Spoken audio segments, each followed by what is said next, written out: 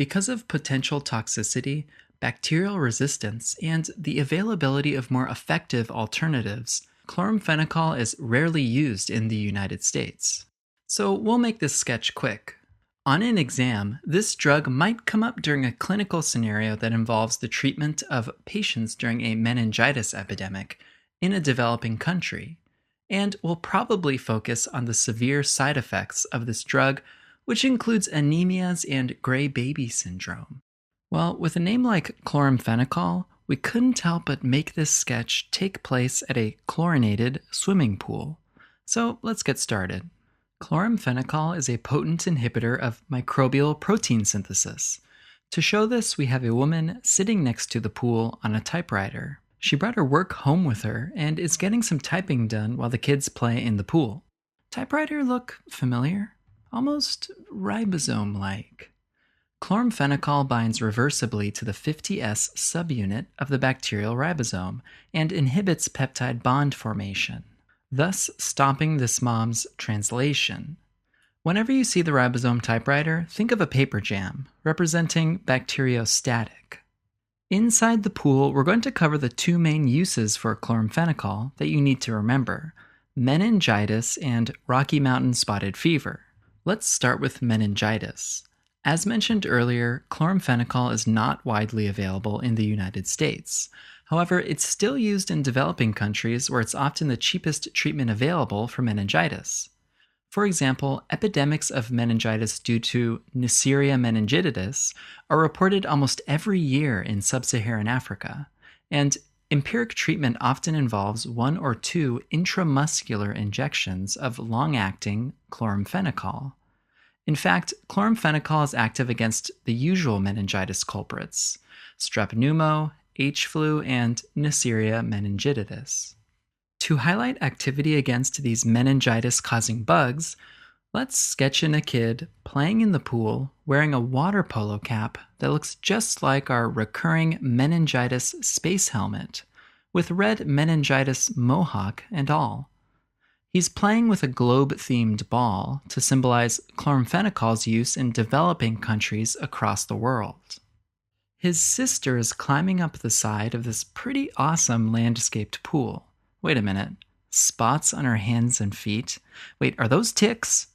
Wait a minute, rock climbing? This looks like Rocky Mountain spotted fever to me.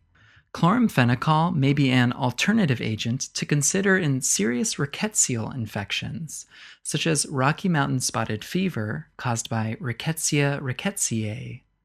This is especially important in pregnant women when doxycycline use is contraindicated. Let's finish the sketch with some important adverse effects. Chloramphenicol commonly causes a dose-related, reversible suppression of red blood cell production. This anemia is represented by these deflated red inner tubes on the side of the pool, kind of like red blood cells that haven't quite developed, and definitely reversible. Also, chloramphenicol can cause a rare but possibly fatal aplastic anemia due to irreversible bone marrow suppression.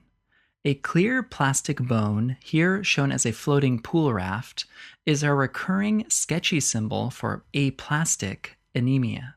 And finally, gray baby syndrome. Newborns lack an effective glucuronic acid conjugation system, meaning they can't detoxify and degrade chloramphenicol, so the drug accumulates, resulting in gray baby syndrome. We'll sketch in a baby having a tough time learning to swim, and looking pretty gray if you ask me. Notice also that his flotation device kind of looks like a liver that can't quite detoxify chloramphenicol.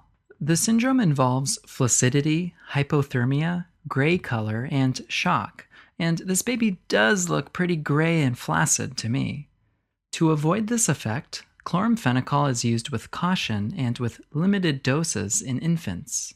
And that's all you need to know, so let's sum up this sketch. Chloramphenicol works by reversibly binding to the 50S subunit of the bacterial ribosome.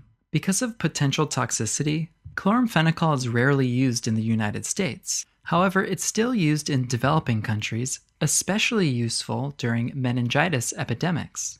And also remember that it has activity against rickettsial species, like Rickettsia rickettsiae, the one that causes Rocky Mountain spotted fever. Major side effects include a reversible anemia, an irreversible bone marrow suppression, and gray baby syndrome.